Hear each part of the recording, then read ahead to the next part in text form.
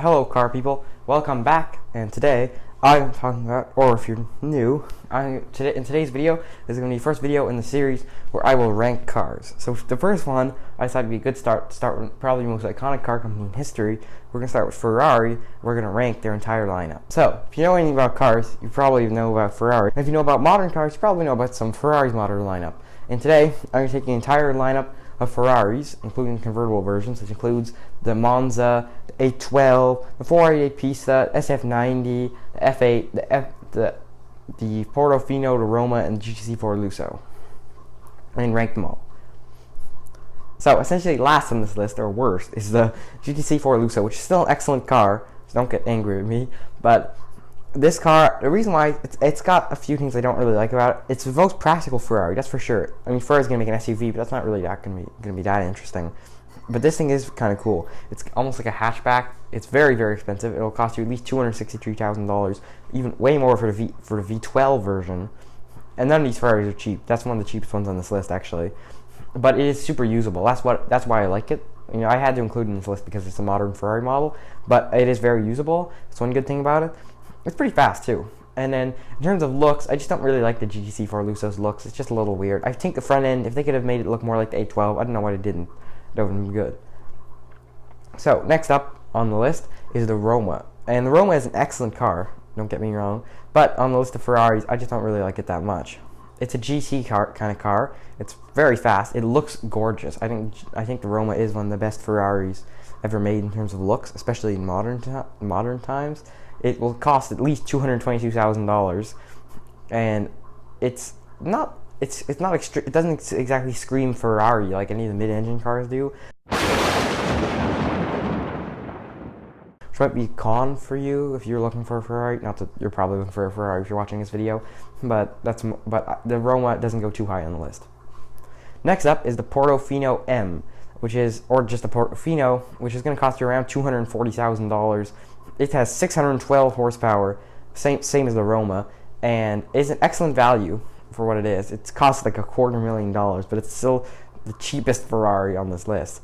And it is an open-top convertible, hardtop one. That's excellent. I've seen quite a few Portofinos, and they are good-looking cars on the road. They are the most common Ferrari, though, and you may not like that if you want a rare kind of Ferrari. Next up is the F8 Tributo, which essentially competitor to Huracan and 720S from Ferrari, and the R8 is the F8 Tributo. It's very expensive, starting at $279,000, and with options you can raise the price all the way up to $400,000, which is kind of unbelievable. I didn't think you could option a mid-range supercar like that, but it's very, very fast, like 0 to 16, 2.5 seconds fast. It looks great, and it's just a really good car. It's a really good car. I think the speed is more. It's easier than the Pista. It's just not as hardcore and a lot more comfortable. And it's not the one complaint I do hear about the F8 though. The only complaint really is that it's not that loud, but you can always straight pipe it, so that's not really a concern.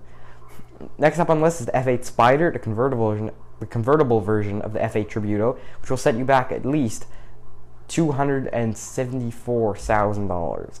And options, like I said, you can go to $400,000. It's going to be an expensive car whatever you do it, or however you do it. And it's also, the only complaint about that is it might not be as loud. But it's super usable. It has an open top, so that's really good. Yeah, the F8's a great car. Next up on the list is the 488 Pista Spider. The Pista is an amazing car. Probably one of my favorite Ferraris. I think, in my opinion, second or third best looking Ferrari. They all look so good, but the Pista Spider doesn't really make sense. That's my complaint about it, because it sounds great, it looks great, it's actually a decent value for what it is, but I just don't think the Spider makes sense for such a hardcore track car. If you imagine Porsche making a GT3 RS convertible,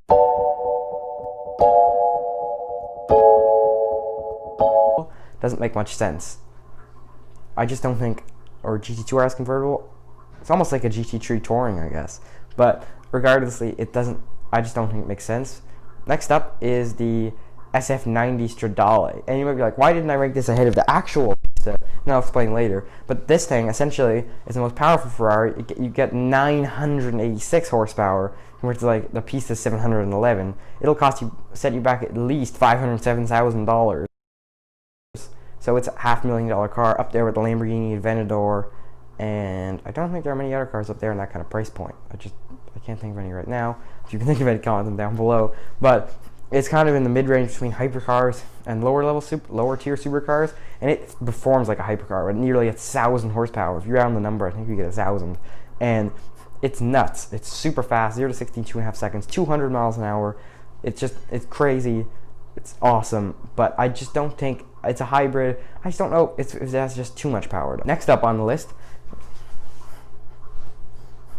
is the SF90 Spider, essentially the open top version of the Ferrari SF90, and I love that it's got the open top. The SF90 is a great bargain for the money technically, it performs way better than Aventador even, I'd say, in terms of acceleration and everything. It's just so wicked fast, and it might have too much power. That's the only concern. It's also wicked expensive, $558,000, but it's still pretty good.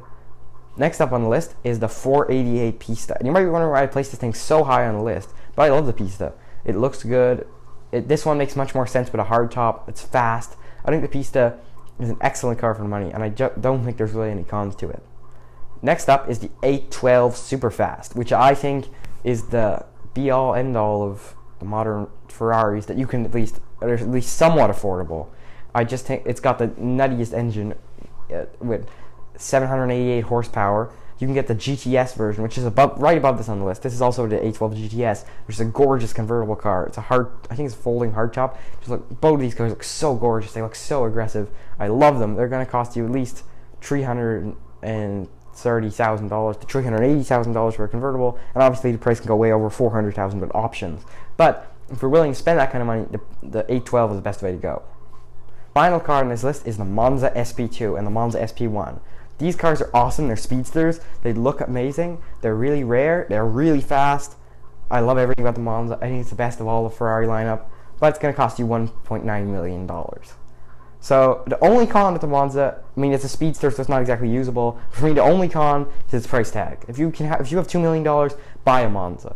That's my opinion. It's just so cool. It's got the same engine as in the 812 Superfast. It doesn't sound as good as the 812 Superfast for some reason, but it's awesome. The Monza they're only building 500, so it's super rare. It would be an awesome car to drive. I hope to drive one. If you enjoyed this video, please go down there and give it a like. If you enjoyed this video, consider subscribing. I will see you in the next video.